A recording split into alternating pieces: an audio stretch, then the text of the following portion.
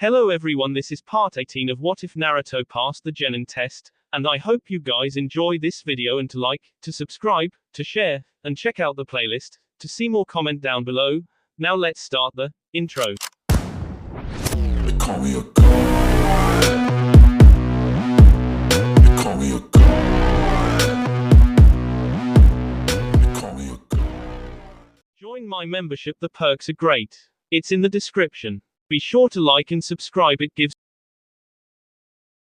The hospital was usually quiet early in the mornings. Aside from the occasional nurse bustling about the floors to ensure the patients were sleeping peacefully, there were rarely any happenings. This morning was no exception, and indeed, the halls of the building were the quietest they'd been since before the last war. There was only one thing out of place. Hyuga Hiyashi stood in the second-floor reception room, with his arms folded in front of his chest and his eyes shut almost serenely. In no way did his demeanor betray the whirlwind of confusion and anxiety that roared within his mind. Occasionally he would glance up and look at the clock, then look down and think for a second before closing his eyes again. The minutes ticked by monotonously into hours while the receptionist dozed at her post, occasionally hiccuping or sputtering in her sleep until the clock finally read that it was 4 a.m. Only then did Hiyashi look away from the clock and down the hall to his left. Despite having heard nothing, he'd felt the approach. "You're late, I believe," said the head of the Hyuga clan. "We were supposed to meet almost 3 hours ago." Sarutobi looked up from the ground in front of his feet and moved his hand up to his lip as if to grab something, only then realizing that he'd left his pipe at home so not to agitate anyone at the hospital. "Quite to the contrary," said the older of the two men as he smiled. "Being that I am the head of this village, I would say that I am on time and that you were early. But anyway, what is it you wish to speak to me about?" Hiyashi's face tightened into a grimace. "It's about the recent events both within Konoha and outside. You can't deny that the timing couldn't be worse." The two men began to walk side by side slowly down the hall towards the hospital rooms as Hiyashi continued. "Sooner is, for whatever reason, marshalling dozens of units of ninja only 80 miles to our western border, and we've lost 12 additional Anbu Black Ops in this investigation. On top of it all, there are the Chunin exams to worry about." I know, said the Hokage quietly. "The timing is deplorable, given that the first two parts of the exams begin today, but I still don't quite get what you're trying to say." Hiyashi stopped walking. "Sir," he said, being unusually respectful, "I'm asking that you cancel the exams." "Out of the question," said the old man. "All of the entrees are already in town, and for the sake of the already tenuous peace we have with our neighbors, I can't do that. You know how important it is that we maintain good relations. As much as I hate politics, I don't think we have a choice in the matter. But things are bad enough as is without diverting more resources to the exams. Just look. Since the first Anbu was killed on my estate, a dozen more have SD in the investigation. No sooner do you assign an agent to the case than do they turn up S.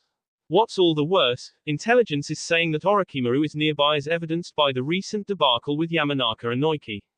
We need to cancel the exams until we can sort all of this out, or at least move them to another city. Sooner would likely be happy to host the events." Sarutobi stopped and thought for a moment, moving his lips as if he were mulling the end of a pipe around, then turned directly to Hiyashi. "I can't do that. Whether or not Orochimaru is here, whether or not there's a monster loose in Konoha, the exams have to go through. If nothing else, it might draw our adversaries out. After all, the exams are a major event, and make us seem a prime target. If Orochimaru is going to do something, he'll make his move within the next month. If this hidden enemy king our agents is going to make a major move, he'll make it within the next month. There are no doubts about that." Hiyashi sighed. Seeing that he wasn't going to convince the Hokage to act had done nothing for his normally stubborn personality, but he decided to concede the point. He turned back towards the end of the hallway and pointed towards one of the observation windows. "There's something else I'd like to show you if you have time." "Oh?" asked the Hokage. "What would that be?" Hiyashi moved to the farthest window and stood in front of it, looking at the room behind it. He nodded towards the figure laying bandaged on the bed. It was Neji. "How's he doing?" asked Sarutobi. "I've read the initial report, but haven't had time to check up on him recently." "He's still in a coma, but he'll live," said Hiyashi, "though his health isn't what concerns me. I've looked over his wounds, or lack thereof, and I've come to the conclusion that his attacker is the same one who killed all of the Anbu on the investigation. Yes, you were the one to first prove that conclusively by comparing his wounds with the needle marks on the other boss. I read the letter you sent me on the subject, but again, I don't see what you're getting at. Hiashi hesitated for a minute before speaking. Understand, he said, I don't say this lightly, for you will know what it could mean, but I believe his attacker was a Hyuga. Sarutobi raised an eyebrow. And what makes you say that? I was wrong when I first said the puncture marks all over his body were senbon wounds. I later discovered each injury was perfectly lined up over a tenketsu. An eerie silence quickly enveloped the hall, broken only by the beeps from Neji's heart monitor. Jayuken, muttered the Hokage. Hiashi nodded and continued. Each blow was delivered with such force that it not only blocked the tenketsu, but also broke the skin around it. Whoever did this was an animal, possessing superhuman strength and incredible amounts of chakra. Neji is one of the best I've ever seen, a prodigy, a genius even, but he never stood a chance. If what you say is true, and I do not doubt it is, said Sarutobi, why was Neji spared and the Anbu killed? Neji isn't overly popular among my clan, said Hiashi, so I don't know. All I can see clearly is that whoever attacked him is a master of Jayuken. SC. Nervous? Ino asked in a whisper as she leaned over to Naruto, who was standing right beside her. Naruto shook his head. Not in the least, he said almost merrily as he surveyed the crowd before him. He could see that there were about 100 ninja assembled in the largest classroom the Konoha Academy had to offer. The group was primarily comprised of nin from Konoha and Suna, but there were also a few squads from other assorted villages. They had dispersed themselves among the various tables and benches throughout the big room, and were all looking at the 4 genin of Team 7 who had just made a rather noisy entry. Of course he's not nervous, said Sakura, looking around Naruto to talk to Ino. Naruto isn't afraid of anything. The pink-haired girl flashed Ino a smug grin, then smiled warmly at Naruto.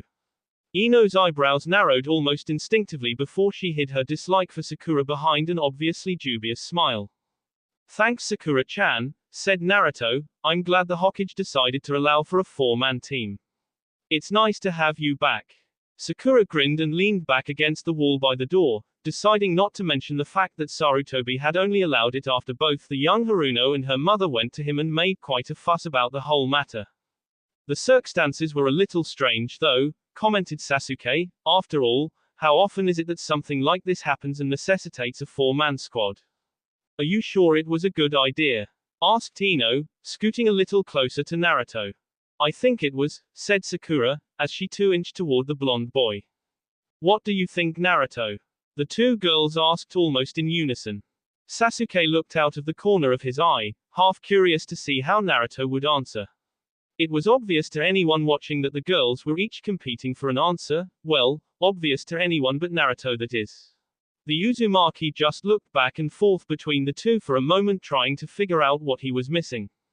Well, said Ino, do you think it's really a good idea to have her back, or do you think it could end up causing problems in the end? Problems? Burst out Sakura, how could I cause problems? A bigger team means a bigger target, Ino pointed out. But I could also bail the 3 of you out if I had to. Are you saying we need bailing out? I said if I had to. Are you saying I couldn't? I'm just saying we don't need your help. So you don't think I can help? I didn't say that. Why don't you listen and stop being so sensitive? I'm not overly sensitive, but maybe you shouldn't be so rude, Ino pig. I am not rude, you little. Girls please, Naruto tried to interject, raising his hands and trying to pacify the two. Stay out of it, they both shouted at him, nobody asked you. But, Naruto muttered, trying to make sense of why they had asked him his opinion only to tell him to stay out of it while they continued to fight. Sasuke grinned and shifted to a more comfortable position. At least they're both off my back, he muttered to himself as he listened to the two girls sling insults like howler monkeys sling. Well anyway. You 4 back there, shouted an imposing voice from the front of the classroom. Ino and Sakura froze with Naruto trying to hold them apart. Sasuke glanced up, half annoyed, half curious as to who had called him out. At the front of the room was a large man, at least 6 feet tall with a black bandana covering a heavy-set forehead. His face was no less daunting than his voice, being that it was covered in deep and dark scars. He wore a black trench coat with matching pants and boots. It was only then that Team 7 realized that while they'd been busy in the back, everyone else in the room had seated themselves around the desks and tables. Everyone in the room was looking directly back at them. Perhaps, continued the large man, you'd care to take your seats with the rest of the Genin. That is, only if you feel it's not beneath you. The seating chart is on the board, now move. Sakura, Naruto, and Ino all glanced at the board and immediately scurried off to their designated spots without even so much as taking the time to really see where they were in relation to everyone else, in hopes of not angering the instructor. Sasuke on the other hand merely looked it over slowly and Saint USD his spot and who was around him, before strolling to the desk to which he'd been assigned and sitting down. Thank you for getting that done so promptly, the man at the front jeered. Now on to business. My name is Ibiki, I'll be administering the first test, and that's all you need to know about me. Here are the rules in the simplest terms I can give them. Here he picked up a piece of chalk and began to write on the massive blackboard in front of him. This will be a written exam with 10 questions, the last of which will be given 10 minutes before time is called in 1 hour. A perfect score is of course 10. Each incorrect answer will subtract 1 point from your score. Should you be caught cheating, and I assure you, the Chunin volunteers lining the room will make sure you are caught, you will be docked 3 points. If your score reaches 0, your whole team will be disqualified. The room fell into silence as Ibiki took a large stack of papers from his desk and handed them off to Chunin, who began to walk around the room and hand them out, face down, to the Genin. Sounds fun, doesn't it, Naruto? Asked a voice from beside the blonde. Naruto nearly jumped when he looked over and saw Hinata sitting right next to him. She obviously enjoyed his reaction and smiled serpentinely at him. And not really, he managed to whisper as the Chunin put a test in front of him.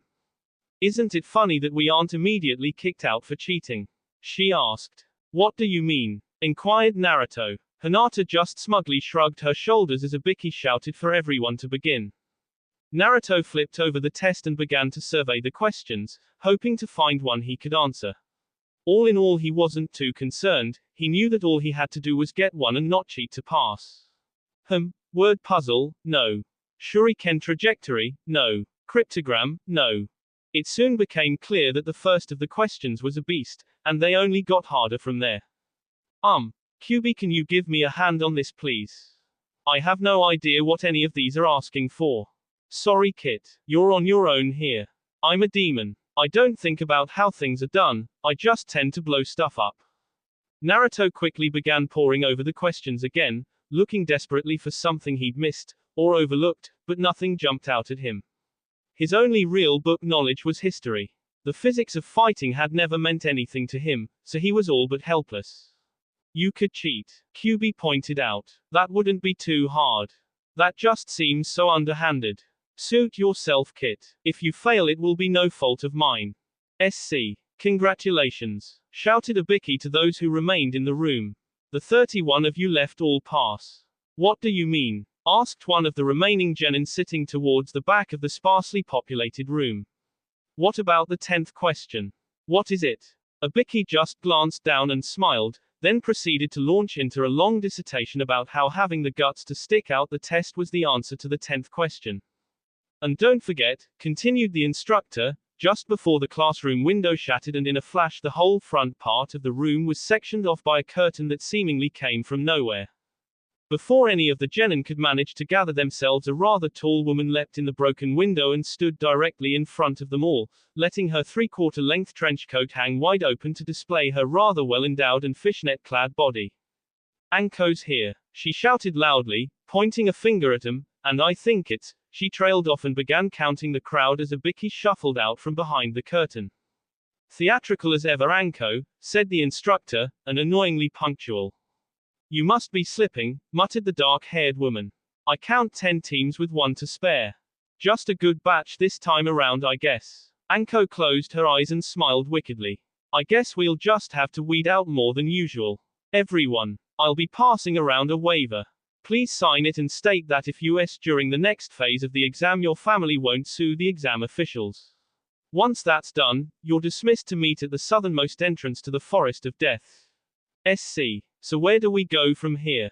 Asked Ino. Naruto, Sasuke, and Sakura all glanced around the dark forest undergrowth, trying to regain their bearings.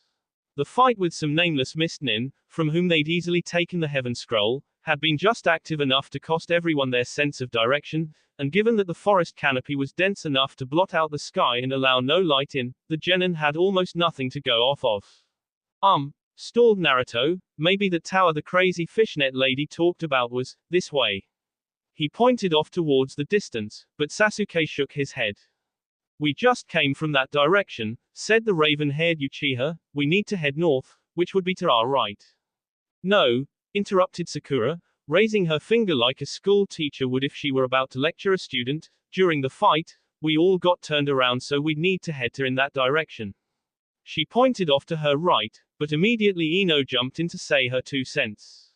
Not that way, because that would be south, and like you said, we need to go north, said the young Yamanaka, nodding off towards the direction Sasuke had suggested they go. But we just came from that way, muttered Naruto. Hold on, said Sakura, trying to settle the dispute before anyone came to blows over it. Why don't we just send someone up to the ceiling of the canopy and have them scout around for which way is which? Naruto nodded to himself. Sounds good to me, he said, but who's going to head up?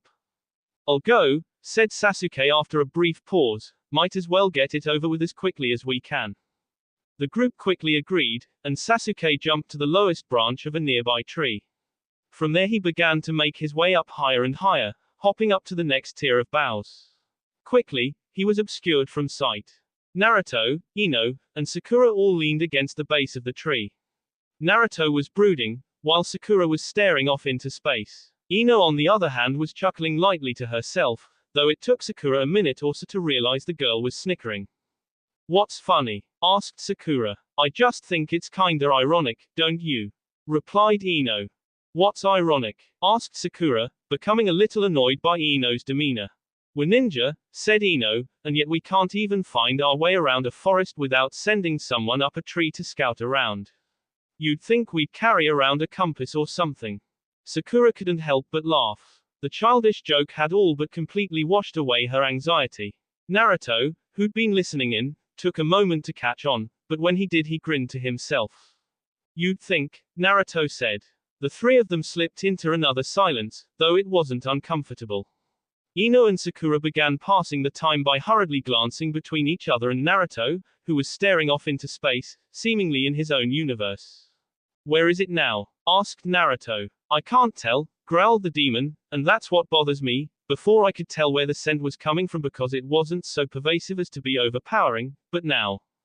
Now, what? Asked Naruto. Now, the scent is so close that, it's like I can't tell where it's coming from. And what's worse is that it smells evil. How so? How else would you have me describe it, Kit? Growled the suddenly impatient demon. There aren't words in your language to describe half the things I could say. The only words you'd understand are that this presence, whatever it is evil, maliciously evil. Like you. QB huffed. Miyatude perhaps, but little else. Compared to me it's a bug. Naruto? Asked Sakura. Naruto snapped out of his daze and looked over at the pink-haired girl. Yeah, what's up? Nothing, she said with a smile, just wondering how you're doing. You look a little spaced. I guess I was. Sorry guys, he said. Sakura smiled and seed her head off to one side cutely. Don't apologize, I was just wondering what was on your mind. Looked like you were thinking pretty deeply about something. Not really, said Naruto shrugging, I was thinking about these exams a little. Really? Said Ino jumping in, what about them? Naruto got up and walked around a little with his hands behind his head. I don't know, he said, I guess I'm just worried about someone getting hurt. I'm not sure I could handle that. He cast a sidelong glance at Ino who immediately smiled and blushed. Sakura looked between the 2 of them and got up, then positioned herself between Naruto and Ino, hesitating for just a second before putting a hand on his shoulder. Naruto, she said quietly, I don't think you're going to have to worry about that. Everyone on this team is good, really good, and I know you can handle anything that comes your way. Naruto looked over at Sakura and smiled. Thanks, he said, that means a lot to me. Ino grimaced just as Sakura smiled back. She wasn't about to let this stand. The platinum-haired girl got to her feet and walked to stand right next to the pair. Where do you think we should head after this? Ino interrupted. Once Sasuke gets back, I mean. Much to Sakura's dismay, Naruto's attention immediately shifted straight to Ino and his eyes seemed to brighten as she spoke to him.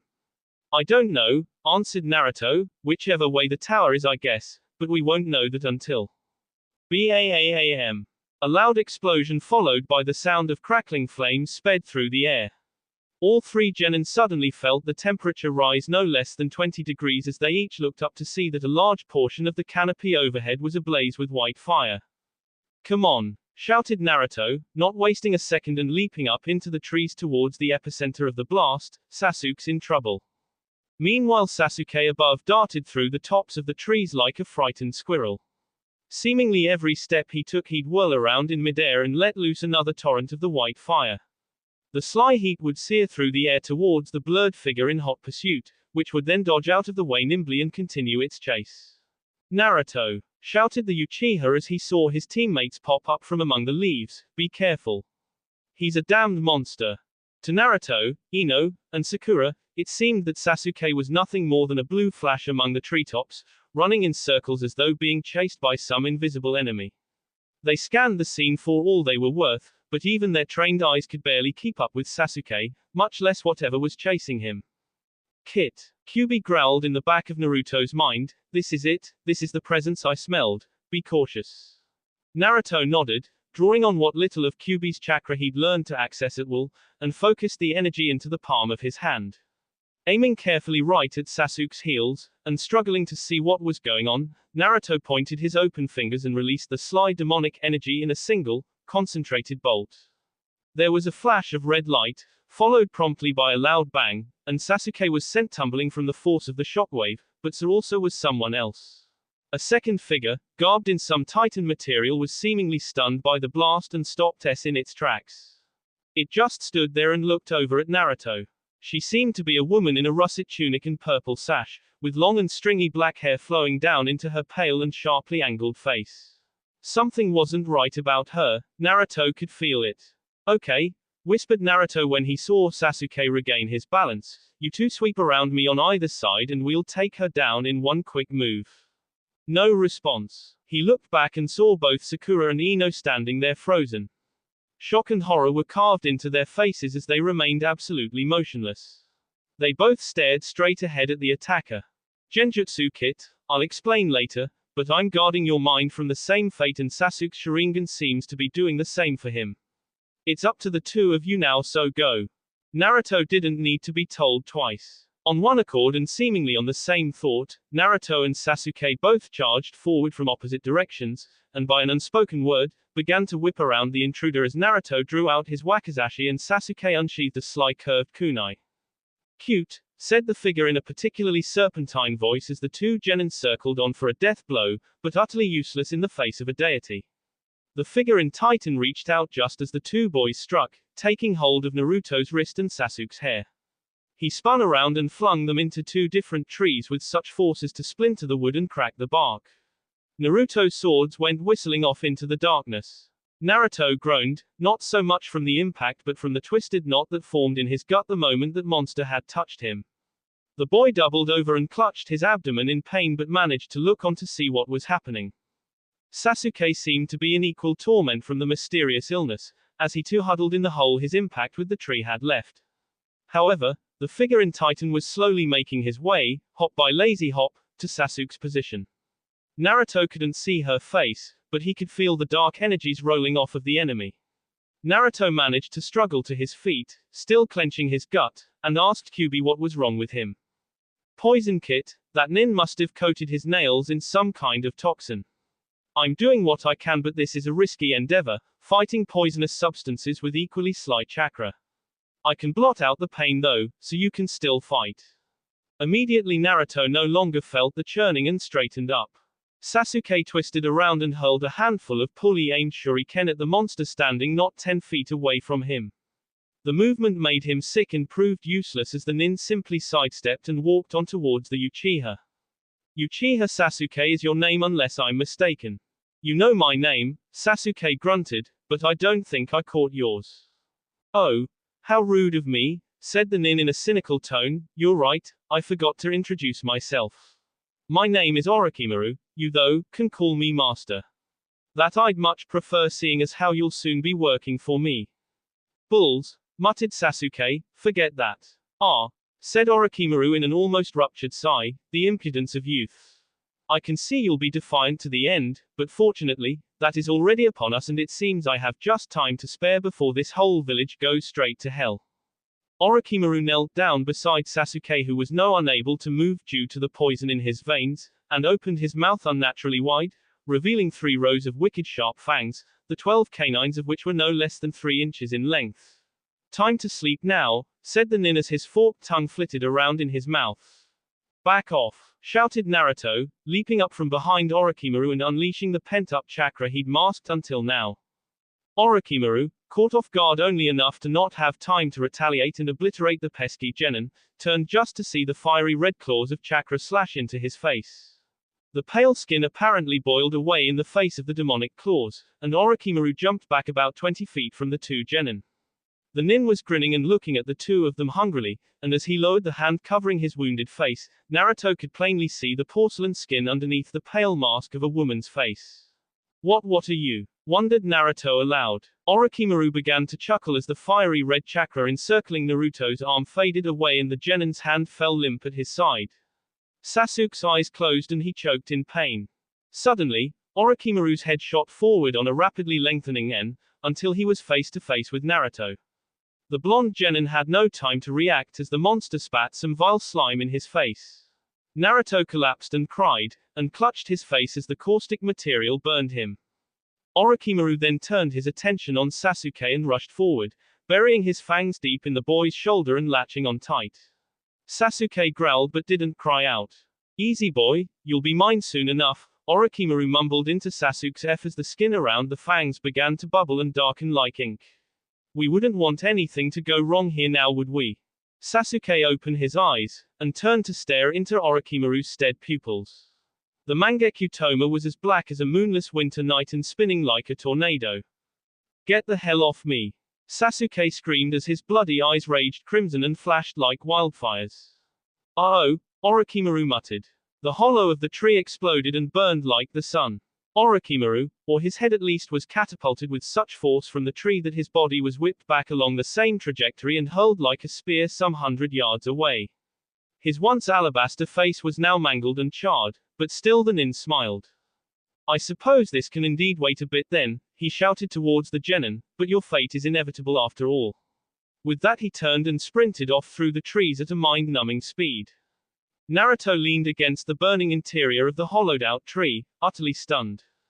He didn't hold it against Sasuke, blowing them both up to drive off that Orochimaru creature, but he still wished there'd been a somewhat less painful manner by which to do it. His head was spinning, his vision was so tunneled all he could see was a pinpoint of light in front of him and his ears were ringing like foghorns from the wave. On top of it all he could taste the warm blood flowing freely in his mouth. It was even beyond his feeling to notice the oven he was sitting in was cooking him alive, but even so, he lifted his head and looked around for Sasuke. He couldn't see him. Naruto. The blonde Genin heard the scream faintly, but was so disoriented he couldn't tell from where it came. What he did know was that someone was picking him up and carrying him from the inferno of the blazing tree. For what seemed like hours he floated in a void of unconsciousness, not aware of anything at all. Even Kyuubi was nowhere to be seen or heard. After a while, Naruto began to become aware of things around him like the grass beneath his legs, and some hushed voices whispering. He thought he caught his name several times, and the voices sounded familiar but he couldn't quite figure out what was going on. Then as if by some divine lifting of a curtain around his mind, the next thing he knew he was sitting with his back to a tree on the forest floor, looking straight into Ino's and Sakura's smiling faces. Thank goodness, said Ino when she saw Naruto open his eyes. We were getting worried you'd never wake up, said Sakura worriedly. Naruto glanced between them, confused for a moment, then remembering exactly what had happened. He tried to sit up but a wrenching pain from every joint in his body stopped him immediately. Sakura and Ino put their hands on his shoulders and leaned him back against the tree. He didn't resist them. You've been sleeping for almost an hour now and barely breathing or moving or anything, said Ino. You had me, really worried, muttered Sakura, glancing between Ino and Naruto. Ino looked back at Sakura and let a small and innocent smile cross her lips. Sakura returned the look. Naruto grinned, glad to be among friends again, but suddenly grimaced as he remembered how the fight with Orochimaru had ended. Where is Sasuke? Asked the boy worriedly. Don't fret, said Sakura, Sasuke's fine, or at least he's in much better condition than you were. He's sleeping peacefully over there by the bramble, but he was absolutely exhausted. Okay, said Naruto, relaxing a little bit. What happened? There was a big boom. Sasuke used his fire jutsu at point blank range, and then I blanked totally out. It was just, I don't know, a blur. Sakura hesitated, as did Ino. I don't know, said Sakura, that guy or whoever he was used some kind of weird genjutsu and we couldn't move, Ino interrupted, it was terrifying. Sakura nodded, we're sorry we couldn't help. Naruto, half stunned by the after effects of Sasuke's suicidal technique, was now completely stunned by just how nice Sakura and Ino were being to each other. Ever since they went into the academy, neither one of the girls would so much as look kindly at the other, but now they were being almost friendly. He wanted to ask them what was with the sudden lack of hostilities, but decided it would be best not to risk wrecking the situation. No worries, said the Uzumaki, you did all you could, and you got Sasuke and I out of there. Thank you. Both girls looked down at the ground and smiled. We should probably wait here until Sasuke wakes up and then we can keep heading towards the tower, said Ino, changing subjects as quickly as she could. How close are we? Asked Naruto. About an hour away, answered Sakura, and that's if we take our time. In other words, said a strange voice from up in the trees, not nearly close enough. Naruto and the girls looked up towards the source of the voice and saw three nin. A boy with spiky black hair, a girl with flowing raven locks and a wicked grin on her face, and another boy, this one wrapped in bandages and a baggy grey coat. All three of them were in drab colors and wore a headband with the emblem of the sound on it. There are two ways we can do this, said the one in bandages. You can give us the scrolls and surrender, said the girl. Or we can beat the S out of you until you hand them over, said the other boy. Ino and Sakura immediately leapt in front of Naruto, weapons drawn ready to fight. Oh how cute, said the girl, look Dosu, they want to fight us. Dosu, the one in bandages, nodded and chuckled, I guess Sakin, would you and Zaku like to deal with them or should I get involved? I think I can handle them on my own, said Zaku, the spiky-haired punk, leaping down to face Sakura and Ino on equal ground, they're just two girls and a beat-up brat anyhow. Oh boy, this kid has no idea what he's in for, thought Naruto as he glanced over to where Sasuke was resting and saw that the Uchiha was waking up. Naruto looked back at the battle that was about to begin and, despite the fatigue clinging to him like wet cement, readied himself to jump in if things went south. He reached around his back and felt that the wakizashi had been returned to their sheaths. Make it quick Zaku, shouted Kin, we've wasted too much time as is. Zaku smiled maliciously and opened his palms towards the girls, revealing small pinpoint holes in his hands. Enough already, yelled Ino, charging forward, followed immediately by Sakura, we don't have time for this nonsense. Ino and Sakura split off, charging Zaku from different sides. The sound nin however followed and traced their movements with his hands, and waited until they were just meters away before moving. He leapt into the air, still tracking their movements. Suddenly Sakura and Ino were both blown back by invisible waves of air. They were thrown to the ground some 10 yards apart and collapsed, somehow slashed by the chakra-imbued wind. Wasting no time however the girls leapt up and charged again. Sakura glanced at Ino and nodded, just as Zaku attacked again. Ino leapt behind Sakura who braced herself and took the brunt of the attack. The platinum-haired kunoichi jumped up just as Sakura's grip slipped and the girl flew back again. Ino, with the element of surprise on her side, moved straight at Zaku, who had no time to move. Ino's foot collided with Zaku's skull as she ruthlessly kicked him in the face, knocking him over.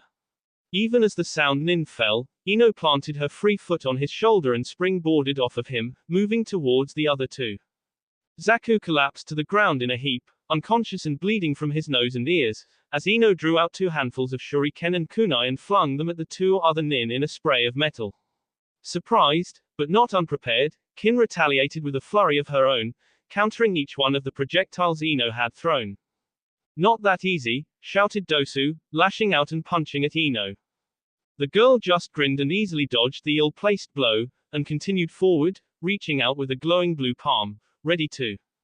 Ino collapsed, falling to the ground almost 20 feet below and crawled to her hands and knees. Her vision was spinning and her stomach wrenching. Suddenly the feeling became too much to bear and she vomited. I'm good at that, said Dosu, glancing between Ino and a very unconscious Zaku, but I'll give you credit for knocking out Zaku, he's got a skull an inch thick so don't feel bad. Dosu's world suddenly went black as Sakura, who'd been sneaking around from behind, suddenly jumped up from her place and drove a shuriken into the back of the sound ninzen, completely separating his brainstem from his spine. Instant death. Dosu's body fell from the branch and thudded to the ground in an ugly mound about 10 feet away from where Zaku lay half obscured by a bush. Kin jumped back in shock. How? She gasped. Dosu's a master of sound. He can hear anything. And so can I for that matter. How? I figured, said a badly bleeding Sakura, after I saw what he did to Ino I guessed that he had to be doing something with sound to mess with her equilibrium. After I figured that much out it was just a matter of a sound muffling jutsu. Damn that girl's smart, thought Naruto to himself. That was very clever of her, muttered Kyubi. Where have you been? Asked Naruto. Healing you, don't complain.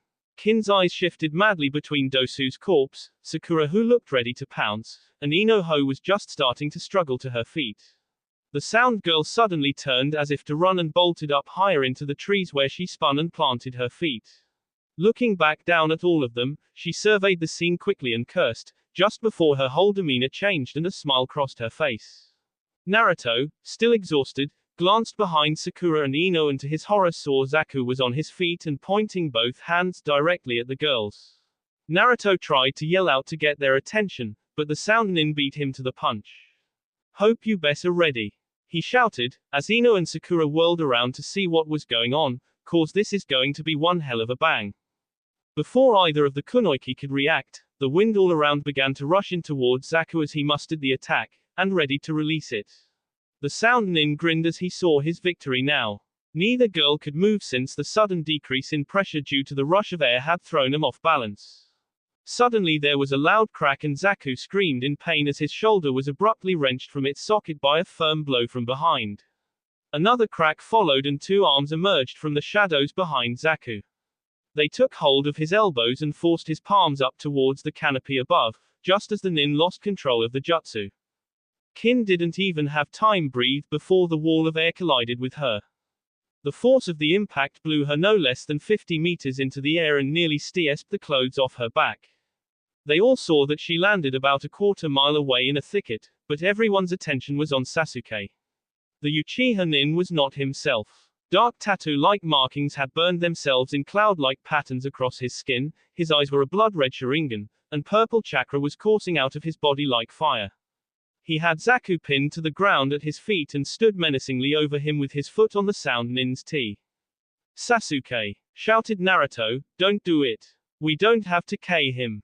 Zaku's arms flopped uselessly on the ground like fish as the boy struggled under Sasuke's heavy foot. The Uchiha looked over at Naruto with burning eyes and then back down at Zaku on the ground. But, he began, I guess there's no need to waste the energy. And with that, Sasuke let up on his foot, and stepped off of Zaku. The sound nin couldn't believe it, he was being spared. Zaku jumped up and looked between Sasuke and Naruto, not sure to make of what was going on, then turned and started to run, really it was more of a hobble, away as fast as his battered legs would carry him. Now get out of my sight you pathetic little louse, shouted Sasuke, before I decide you're not worth the air you're so proud of throwing around. You're going to regret this, shouted Zaku over his shoulder as he plodded away. Sasuke's eyes narrowed angrily. Bad decision, he muttered to himself. Zaku stopped in his tracks as Sasuke suddenly in front of him. Sasuke reached out and took hold of Zaku's arms just below the shoulder and lifted the nin in the air. I'm sorry, what was it you just said? Nothing, nothing. Zaku shouted in pain as Sasuke began to slowly pull, stretching the nin's already fractured frame. Maybe you should have just let it go when you had the chance, muttered Sasuke. Ah, Zaku growled as Sasuke pulled a little harder. Sasuke, shouted Naruto, let it go. But it was too late. Naruto, Ino, and Sakura could only watch as with one fierce jerk, Sasuke tore Zaku's arms from his body. Zaku's screaming body fell to the ground as Sasuke turned around and tossed the bleeding limbs off into the bushes, walking back to the rest of the team and leaving the sound Nin to bleed out on the cold earth. Sasuke! Naruto yelled, getting to his feet, what the hell is wrong with you? The Uchiha looked over his shoulder at the crying Nin he'd left to S, then back at Naruto. He was a threat, Sasuke shrugged, if we let him live he might have come back to bite us in the ass. Naruto looked towards the maimed Nin S behind the Uchiha and grimaced, but you didn't have to be so brutal about it at least. Faye, whatever, muttered Sasuke as the tattoos faded quickly from his body. Save the lesson until we finish this, then maybe you'll have time to feel bad about doing what had to be done. Sasuke turned and started walking off in the direction of the tower, as Ino and Sakura came up behind Naruto. Ino put her hand on his shoulder and told Hai to just let it go. What's happened to him? Asked Naruto, 1 minute he's fine, and the next he's a monster, and what was with that seal all over his body? I don't know, said Sakura, but come on, let's go. We can talk about all this later. And why the hell are the two of you so buddy-buddy all of a sudden? Asked a very frustrated Naruto, doesn't anyone stay the same for more than 10 minutes? We can talk later, said Ino soothingly, let's get out of here for now. Fine, said Naruto, still angry. SC. Impressive, said Anko as she stood alongside Sarutobi and Ibiki on a stage erected in front of the group of about 10 genin. Fewer made it than I anticipated. The room was a large one, easily 100 feet long and wide, made entirely of stone with some kind of observation balcony running around the top and acting as a kind of second floor. In truth, there were only 10 genin who made it to the tower, Naruto and the rest of Team 7, Hinata, Kiba and Shino, as well as a team of genin from Suna. It really was a small turnout. Perhaps you did too good of a job weeding out the teams, Anko, said Ibiki quietly. Less than a third of the genin who passed my test are here. Meh, shrugged the woman in fishnet, not a bad thing. All that means is that we won't have to bother with preliminaries. Pardon me, shouted Kiba coarsely, but what in the world is going on here? So have we all passed or something? Before Anko or Ibiki could say anything, Sarutobi stepped forward and cleared his tea to get everyone's attention. Congratulations, said the Hokage, on passing the second part of the Chunin exams. I'm sure all of you are very tired, given the hardships you had to endure to come this far, but hear me out for just a moment. As I said, the second part of the exam is over, and you have but one more phase to go. Now that we've decided who among you is worthy to have come this far, we must now decide which, if any of you are worthy to take the title of Chunin. The only way to do this is a simple one. You will show us everything you have. 1 month from today, the 10 of you will assemble at the stadium in Konoha for a tournament, and there we will decide who is worthy to be called Chunin. A month, shouted Naruto, why do we have to wait so long? Can't we just get it over with now? Sarutobi smiled and shook his head. If you were to fight now, it would only be what we've all seen before. This month is given to you that you may train yourselves to the best of your abilities and show the judges something they've never seen before. So will we know who we're fighting? Asked a red-haired boy from the Sand team. I was just getting to that, said Sarutobi patiently. Anko, the box please. And with that, Anko turned to face the genin, holding a small red box with a hole in the lid. All right everyone, she said crankily, stepping up to Naruto and shouting for them all to hear. Here's what you're going to do. You reach in and pull out one, only one, slip of paper, and then once everyone's gone we'll find out what you got. Naruto did so and looked at his slip as Anko went down the line and everyone drew out a piece of paper. After it was all done, Sarutobi looked up towards a large scoreboard on the wall and a set of tournament brackets appeared. Who drew number 1? Asked Sarutobi. Ino raised her hand, and her name appeared in lights beneath the number 1 slot on the scoreboard. And number 2? Continued the Hokage. This time Sakura raised her hand, and her name appeared right beside Ino's in the number 2 slot. The two girls looked hesitantly at each other, as Sarutobi continued down the line. After a minute, Gaara's name appeared in the number 9 slot, and Sarutobi announced that would mean that Sasuke was number 10. So there you have it, said Ibiki, Haruno Sakura vs Yamanaka Ino, followed by Temari vs Kiba, then Kankuro and Shino, followed by Naruto vs Hinata, and last is Gaara vs Sasuke. Now you all know the match-up, yelled the Hokage. I suggest you study your opponents and learn their strengths and weaknesses. Learn to fight them well, and in 1 month prepare to give the judges everything you have. Dismissed. As the Genin began to shuffle from the room, Naruto shot a sidelong glance at Hinata, who he found was already looking at him and smiling in a sadistic kind of way. She raised a hand and cynically waved at him, and he just looked back in front of him. SC. What do you say we all go out for ramen? Asked Ino once they were out of the forest of death and back in Konoha. I'll treat. Sounds good to me, said Naruto smiling, but if you want me to come along then you have to let me pick up your bill. Ino grinned and shrugged, accidentally, bumping into Naruto and slipping her hand in his. Well, in that case how could I say no? Mind if I tag along? Asked Sakura. Sure, said Ino before even Naruto could speak, I did say all of us. Sakura grinned and Naruto nearly tripped over his own feet. Okay, he said, you're going to have to tell me exactly why you two aren't at each other's trip anymore, cause frankly it's weirding me out. Not in a bad way mind you, keep it up, but I want to know. The two girls giggled and glanced at each other and Naruto. Then Sakura turned to Sasuke. Care to join us, Sasuke? She asked. Love to have you along. Sasuke shrugged and looked off into space. I should probably start training for my fight with that Gaara kid. I hear he's good, muttered the Uchiha. Sakura, Ino, and Naruto all looked a little disappointed, but Sasuke turned to them and smiled. Nah, he said, who am I kidding? Getting in shape can wait. Sure, I'll come, but no one is paying for me. Deal, said Naruto. Ino leaned up and cupped her hand by Naruto's ear to whisper to him. I'll tell you what Sakura and I talked about later, she mumbled happily, don't worry, it's all good. Glad to hear it, Naruto whispered back, I was beginning to worry about the two of you. Ino just grinned and looked at the team. I'm glad everything seems to be getting back to normal, and even better, she whispered into his ear again. Naruto just smiled warmly back at her, then turned to answer a question from Sasuke about Ichiraku's prices.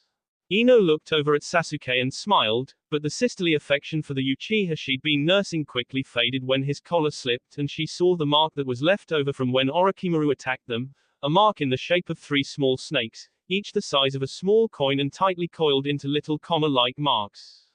Team 7 decided not to talk about what had happened in the woods that day, even to each other, and by unspoken agreement each promised not to bring it up with Kakashi or anyone else, believing it was best to just let the issue s. This was perhaps the greatest blunder, which would set in motion events to shake the very foundations of the world. That will be all for this video. Be sure to like, subscribe, share, and comment down below for more videos. Goodbye.